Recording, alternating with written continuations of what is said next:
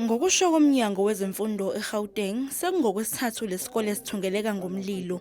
Kanti-ke kubikwa ukuthi bangaphezulu kwama300 abafundi baka grade 8 no 9 abakhahlamezekile.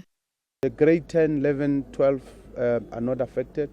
Grade 8 and 9 kids put in a hall and they are under supervision of teachers.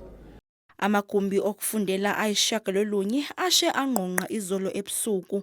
Kanti-ke umnyango uthi uphenyo lesikhashana luveza ukuthi lesi bekuyisenzo sobugebengu.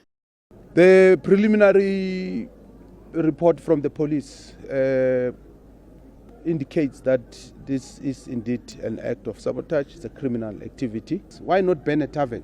If you are angry, go and burn a tavern, don't burn a school.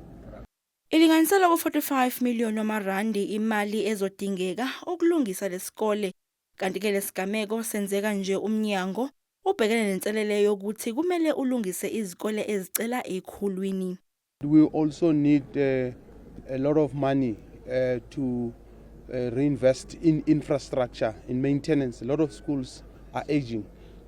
But most importantly, we need to build at least 100 schools.